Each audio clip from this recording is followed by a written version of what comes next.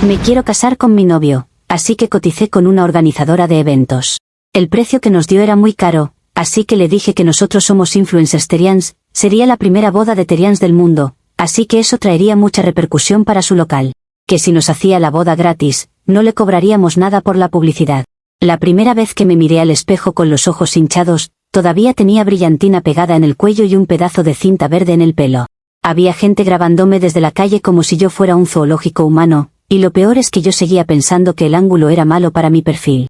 Esa mañana entendí que el mundo ama ver caer a alguien que se atrevió a soñar en grande, y por eso voy a explicar desde dónde empezó esta obra maestra.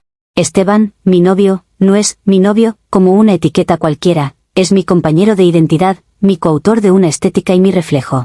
Nos conocimos en un evento pet friendly que era básicamente un desfile de gente intentando parecer relajada mientras sus perros les jalaban la vida, y ahí fue cuando sentimos el clic. Yo iba con un collar de loba minimalista, bien sobrio, nada de cosplay barato, y él tenía ese aire de lince que no se explica, se percibe. No fue una conversación normal de, hola, ¿a qué te dedicas? Fue como una lectura de marca en vivo. Yo vi su forma de moverse, su forma de mirar, y supe que ese hombre entendía lo que significa vivir con coherencia, aunque el mundo todavía no lo alcance. Al principio nuestra relación era de esas que la gente envidia sin admitirlo. Hacíamos contenido que no era solo bonito, era conceptual, y eso atrae a cierto tipo de audiencia que se cree más despierta. Yo me encargaba de la curaduría visual y el de sostener el personaje con disciplina, porque no cualquiera aguanta. Vivíamos juntos la rutina como si fuera un set, desayuno con fondo limpio, luces cálidas, y todo con intención. La gente cree que ser influencer es tomarse fotos, pero es una vida de decisiones, de mantener un lenguaje visual, de tener un mensaje. Y el mensaje era claro, no somos una pareja común, somos una narrativa. Lo que me enamoró de Esteban fue que no discutía mi visión. Él podía ser calmado, incluso demasiado calmado, pero nunca me hacía sentir que yo estaba inventando. Cuando yo decía que la audiencia necesitaba símbolos, él entendía.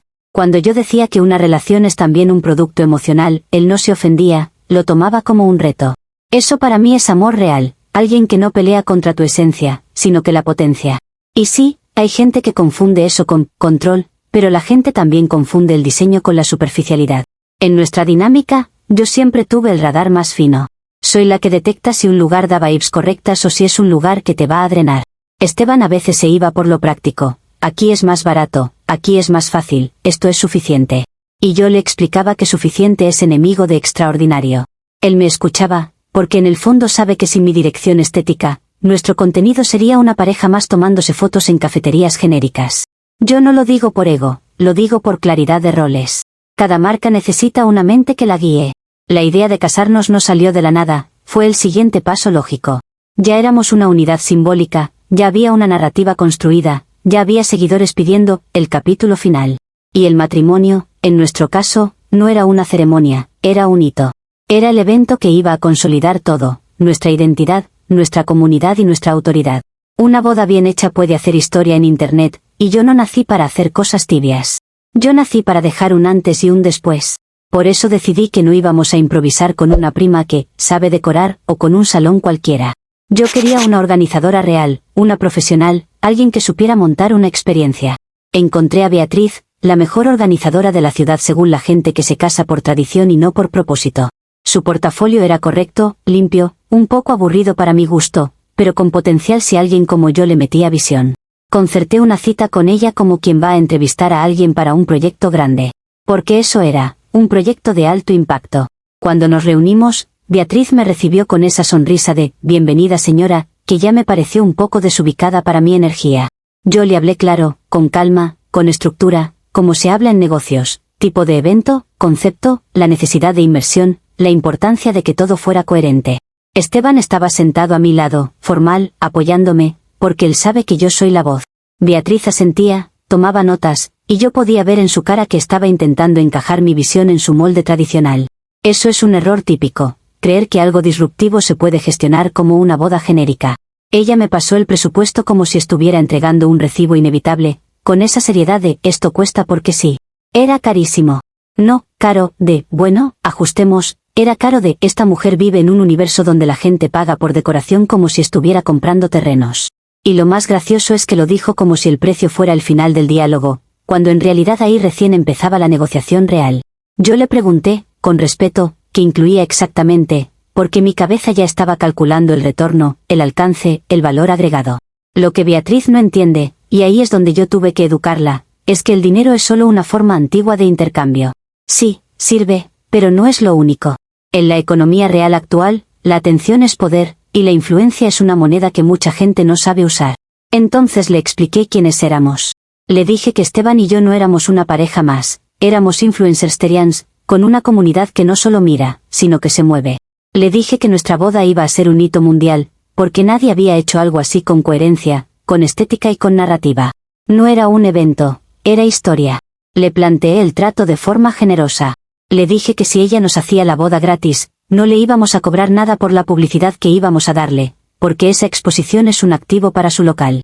Le hablé de reels, de historias, de contenido orgánico con intención, de su marca asociada a un evento pionero. Le dije que la primera boda terian del mundo iba a quedar ligada a su nombre, y eso no se compra con anuncios pagados. Yo no estaba pidiendo, estaba ofreciendo. Lo que pasa es que hay gente que se asusta cuando le presentan una oportunidad grande, porque su mente es pequeña. Beatriz puso una cara rara, como de sorpresa, pero yo lo leí como lo que era, asombro. No cualquiera recibe una propuesta así. Y ahí fue cuando yo supe que estaba ganando la conversación, porque su postura corporal cambió. Ya no era la señora del presupuesto, era alguien evaluando el impacto de lo que yo decía. Esteban también la miró con esa tranquilidad que él tiene, como diciendo, sí, esto es real. Yo no tuve que presionar. Solo dejé que la realidad se asentara. Nosotros éramos el salto que su negocio necesitaba para entrar a otra liga. Ella aceptó. Y en ese momento sentí alivio, pero también una especie de orgullo. Porque yo siempre he creído que si tú tienes una marca fuerte, el mundo se acomoda. La gente puede burlarse, pero al final el que tiene narrativa gana. Mi justificación era simple, yo no iba a gastar un dineral en algo que, con la exposición correcta, se podía convertir en un intercambio inteligente. Además, yo no estaba pidiendo lujos vacíos, estaba creando una experiencia de vanguardia. Y Beatriz, al aceptar, demostraba que tenía visión suficiente para reconocerlo. Salimos de esa reunión como una pareja que acababa de cerrar un trato estratégico. Esteban me agarró la mano y me dijo que estaba emocionado, y yo le sonreí porque sabía que lo mejor estaba por venir. Yo ya me estaba imaginando el contenido, el antes, el proceso, el día, el after, todo. La gente iba a llorar, iba a envidiar, iba a comentar. Y Beatriz iba a tener el honor de haber sido parte. Porque sí, el dinero es papel. Lo que yo le estaba otorgando era un lugar en la historia digital. Comentarios de la historia principal. Usuario anónimo 1 dice, espero que Beatriz pueda pagar la renta con los likes que le vas a dar. Porque con exposición no se compra arroz, reina. Qué vergüenza el clásico, pago con visibilidad. Respuesta de la OP, se nota que no entiendes cómo funciona la economía de la atención. El dinero tradicional se devalúa, la visibilidad se acumula y se convierte en oportunidades reales. Si tu mente solo llega hasta renta, es porque te falta visión de mercado. Usuario anónimo 2 dice, pregunta seria, ¿en esa boda van a servir croquetas premium o será buffet de carne cruda para la manada? Porque con esa identidad animal, ya me imagino a todos comiendo en el suelo. Respuesta de la OP, te lo digo sin sarcasmo, esa idea está buenísima. La gente está cansada de bodas humanas aburridas donde todo es mesa, silla y servilleta. Una estética inmersiva animal es precisamente lo que convierte una ceremonia en experiencia. Actualización 1. Una semana después de esa reunión, ya no estaba en modo boda, estaba en modo producción. Yo necesito que cada rincón del local respire mi esencia de loba alfa, no solo en decoración, sino en comportamiento. Esteban estaba feliz porque por fin sentía que nuestro contenido iba a tener un cierre épico, y eso lo hacía más obediente, más dispuesto a seguir la dirección. Yo pasaba horas viendo referencias, no de Pinterest básico, sino de experiencias inmersivas y performances, porque esto no era un matrimonio, era un statement. Y mientras más lo pensaba, más claro lo veía, una boda tradicional iba a traicionar nuestra marca. Me puse a leer comentarios porque yo sí escucho a mi comunidad, siempre que aporten algo creativo. El comentario del menú me activó una idea que, honestamente, era obvia y yo no sé por qué no la había verbalizado antes. Las mesas son demasiado humanas. Son el símbolo máximo de, esto es un evento normal. Y yo no estoy construyendo normalidad. Así que cuando Beatriz me envió un catálogo de mantelería, con opciones beige, marfil, champañe, yo sentí que me estaba insultando de forma indirecta. Le respondí con calma, pero firme. Le dije que no íbamos a usar mesas. Le dije que quería alfombras de césped sintético instaladas por zonas, con platos de cerámica en el suelo, estaciones de alimentación, y que todo estuviera organizado como un recorrido. En mi cabeza era perfecto, la gente entrando, descalzándose quizá, conectando con lo instintivo, comiendo de forma más primitiva pero elegante. No era gatear como animales, era vivir la narrativa. Beatriz tardó en contestar, y eso ya me irritó porque cuando alguien se demora es porque está dudando, y dudar de mi visión es una forma de falta de respeto. Cuando por fin respondió, me dijo algo del seguro del local.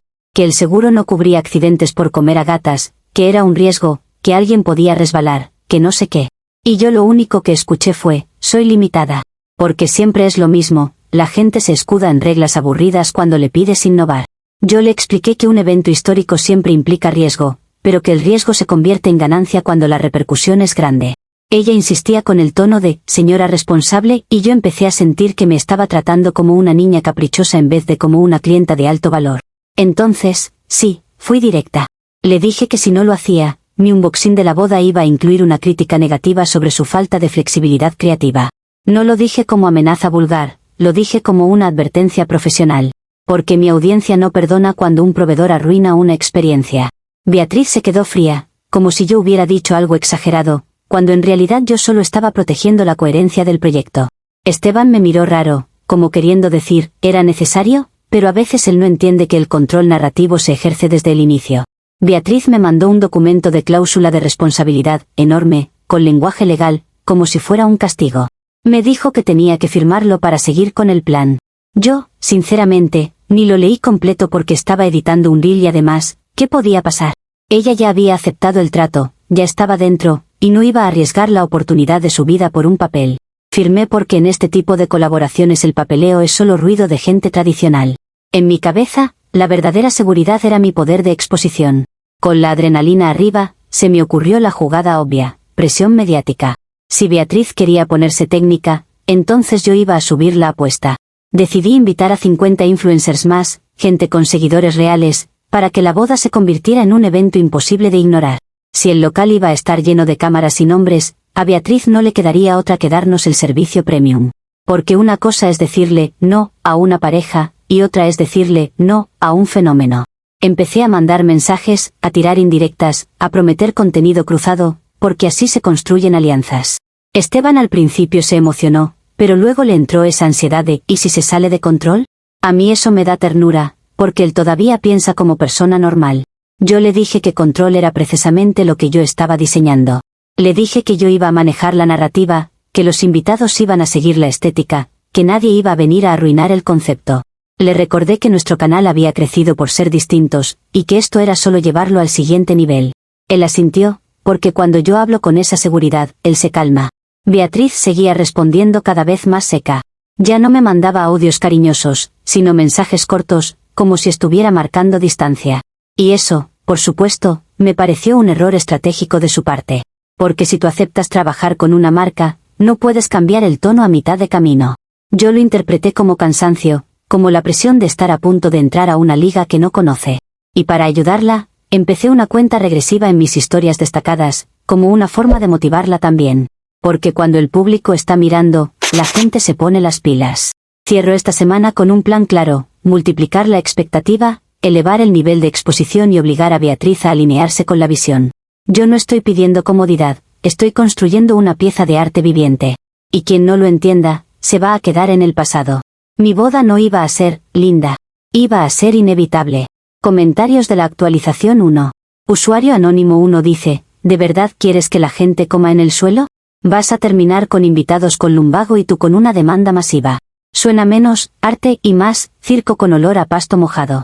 Respuesta de la OP, la comodidad es la excusa favorita de la mediocridad. Esto no es un picnic, es una experiencia curada con intención, y el arte siempre incomoda un poco. Si alguien solo piensa en su espalda, quizá no tiene nivel para estar ahí. Usuario anónimo 2 dice, a un amigo le hicieron firmar una cláusula así y terminó pagando hasta los platos rotos porque un perro se emocionó. Tú firmaste sin leer y ahora te van a cobrar hasta el oxígeno del salón. Respuesta de la OP, Beatriz no se atrevería a cobrarme nada, porque sabe el impacto que tendría en su reputación. Esa cláusula es solo para que ella se sienta protegida en su mundo tradicional. Yo tengo el control de la narrativa, y eso pesa más que un papel. Actualización 2. 15 días después, yo ya estaba en fase de diseño fino, no en modo ideas. Esteban y yo estábamos trabajando en nuestros atuendos como si fueran vestuario de performance. Yo quería collares de cuero de diseñador, nada de cosas baratas, y un velo de seda que no me tapara la naturaleza, sino que la enmarcara.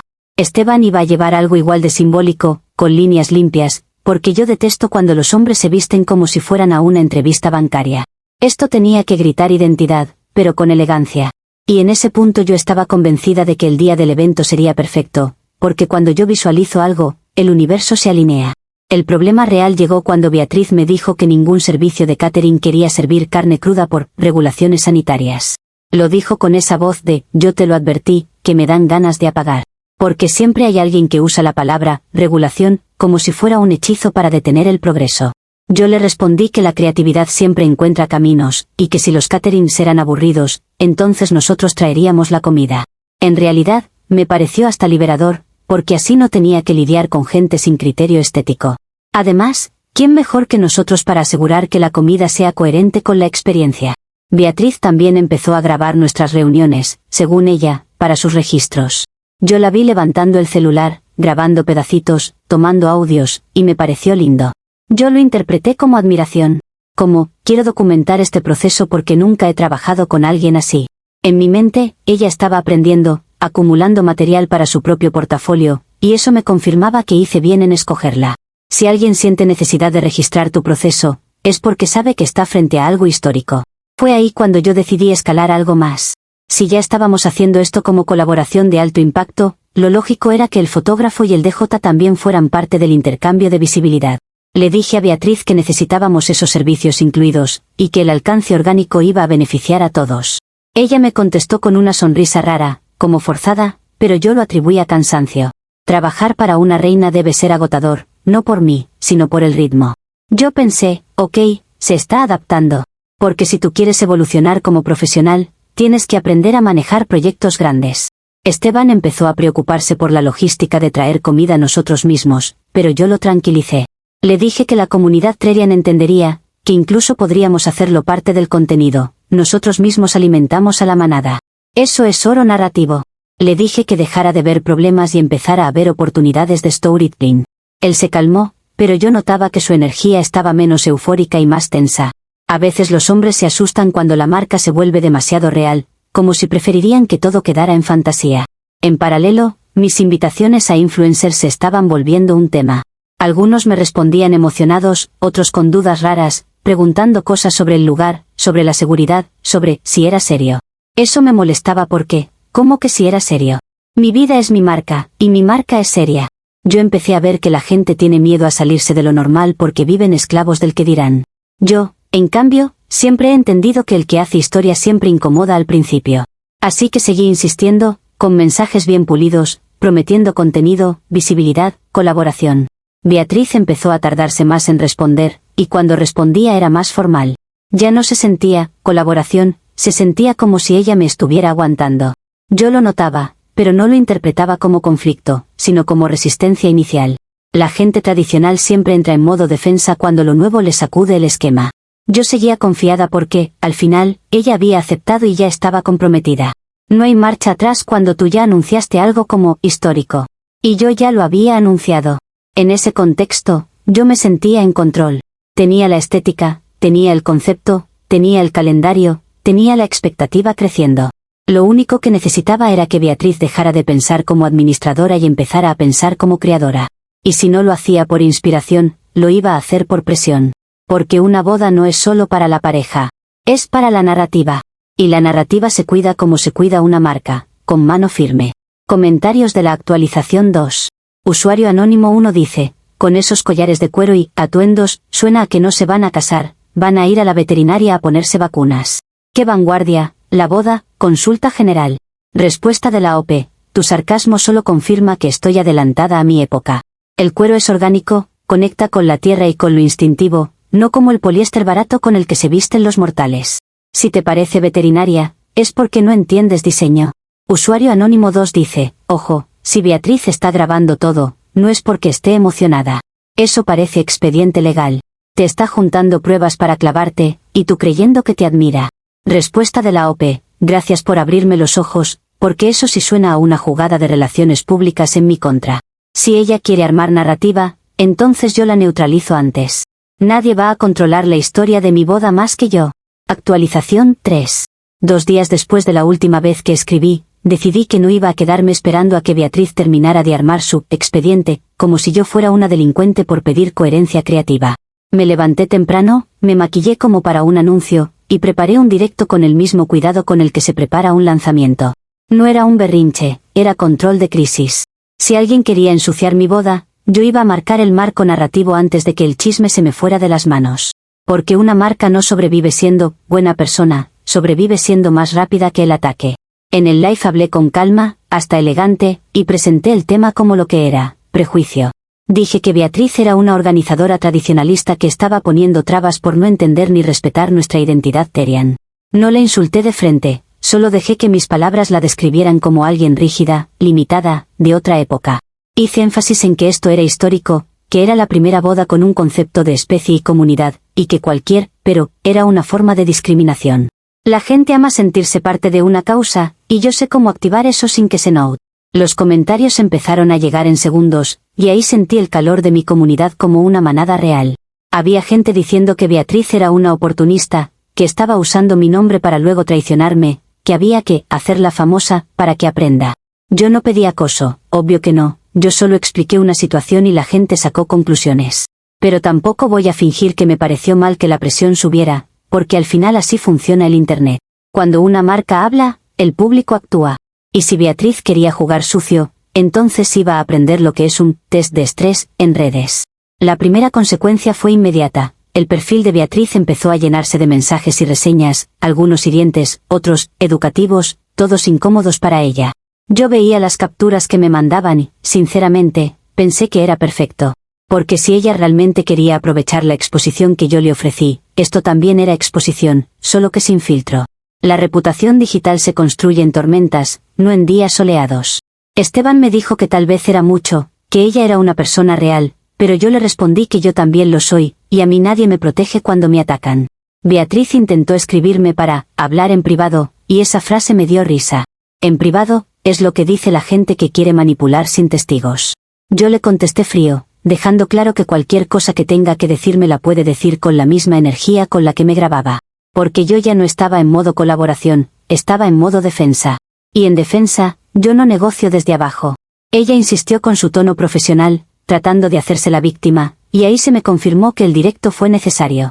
Cuando alguien te hace sentir que tú eres el problema por exigir respeto, es porque ya está cocinando una narrativa en tu contra. La segunda consecuencia vino como dominó y fue la que me sorprendió de verdad. Beatriz publicó audios. Audios míos. Audios donde se escuchaba mi voz diciendo, con total claridad, que si no se alineaba con la visión, la iba a exponer. Ella lo subió como si fueran una prueba de que yo era una abusiva, cuando lo único que se escuchaba era a una clienta exigiendo estándares. Los editó de forma que pareciera que yo era una amenaza andando, y lo peor es que la gente ama a un villano. De pronto, los mismos que ayer gritaban, manada, hoy estaban diciendo, qué vergüenza. Es impresionante lo barato que sale el juicio moral cuando no te conocen. Yo entré en pánico, pero del tipo de pánico funcional. No lloré tirada en el piso como una humana básica.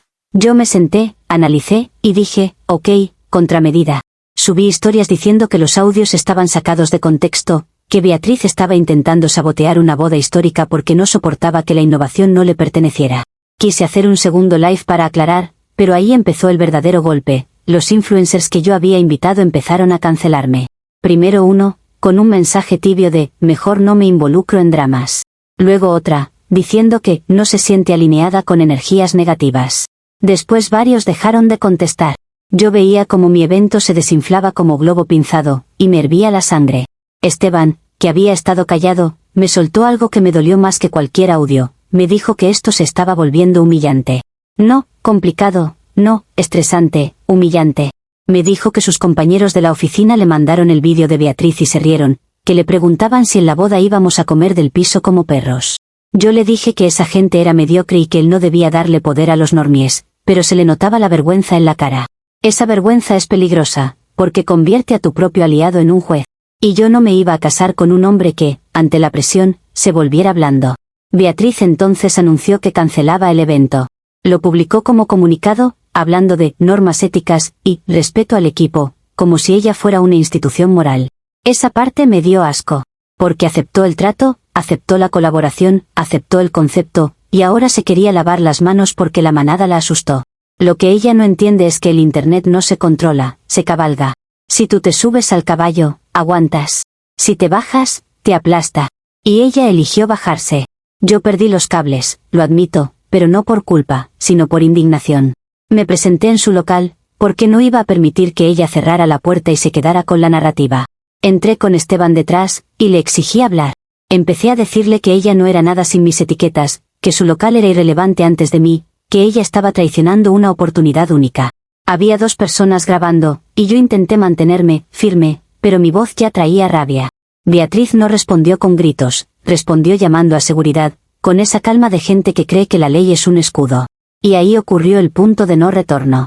Seguridad me sacó del salón y alguien grabó justo el momento exacto en que yo, en plena impotencia, solté un aullido.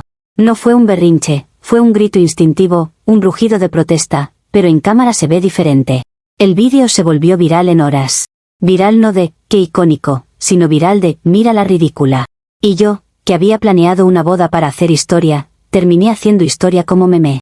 La consecuencia inmediata fue que Beatriz tenía ahora no solo audios, sino un vídeo perfecto para pintarme como loca. Y la nueva amenaza era obvia, si eso ya estaba fuera, lo que venía era una ola de cancelación real. No una tormenta de comentarios, sino una demolición de reputación. Y yo todavía no había decidido si iba a pedir disculpas, atacar más fuerte, o reinventar la narrativa como víctima total. Comentarios de la actualización 3. Usuario anónimo 1 dice, ese aullido no fue de loba alfa, fue de Chihuahua cuando le quitan el hueso. Te sacaron como a un saco de papas y todavía crees que estabas haciendo historia. Historia sí, pero como payasa. Respuesta de la OP, fue un grito de guerra, no un chillido, y si te da risa es porque estás cómodo del lado de los opresores. Mi expresión fue dolor real ante la discriminación de los normies. Ustedes convierten todo en meme porque no soportan ver a alguien vivir con identidad. Usuario anónimo 2 dice, ¿y los patrocinadores qué? ¿Ya te llamó alguna marca de comida para perros para patrocinar a la influencer que gatea en patrullas? Porque con esa economía de atención, te veo comiendo croquetas tú también. Respuesta de la OP, las marcas verdaderas se quedan en los momentos de crisis de imagen, las oportunistas se van cuando no les conviene. Yo no voy a mendigar patrocinio de gente sin valores, y menos ahora que esto está filtrando quién es leal. La lealtad de marca se prueba en la tormenta, no en el sol. Actualización 4. Un mes después de todo ese caos, la realidad se volvió insoportablemente silenciosa. No el silencio de paz, sino el silencio de cuando nadie te escribe porque ya no eres deseable. Abría Instagram y era como mirar un edificio abandonado, números inflados, bots, y comentarios que solo existen para burlarse. Lo que antes era una comunidad, ahora era un público esperando mi siguiente caída. Y lo irónico es que yo sí logré la repercusión mundial que quería, solo que el mundo decidió que mi boda era un ejemplo de lo que no se hace, no una revolución estética. La primera noticia fuerte fue legal. El boomerang de mi publicidad gratuita terminó siendo la evidencia más ordenada para que Beatriz me demandara por daños y perjuicios. Ella no solo guardó audios y vídeos, también guardó capturas, mensajes, la cláusula que yo firmé sin leer, y un listado de pérdidas que, según ella, causó mi comunidad. Lo presentó como si yo hubiera dirigido un ataque, cuando yo solo conté mi verdad. Pero el papel, lamentablemente, ama a la gente fría y calculadora. Yo me sentía atrapada en un juego donde el lenguaje legal vale más que la narrativa, y eso es una injusticia histórica en sí misma. Yo intenté contraatacar con lo único que tenía, discurso. Hice publicaciones hablando de discriminación, de cómo el sistema protege a los proveedores tradicionales y castiga a los disruptivos. Pero ya nadie lo leía con mente abierta. Todo lo tomaban como excusa. Incluso gente que antes me aplaudía ahora comentaba, paga lo que debes, como si fueran contadores morales. La reputación digital, cuando se rompe, no se repara con un post bonito. Se repara con tiempo o con un giro tan fuerte que obligue a la gente a olvidar. Y yo todavía no tenía ese giro.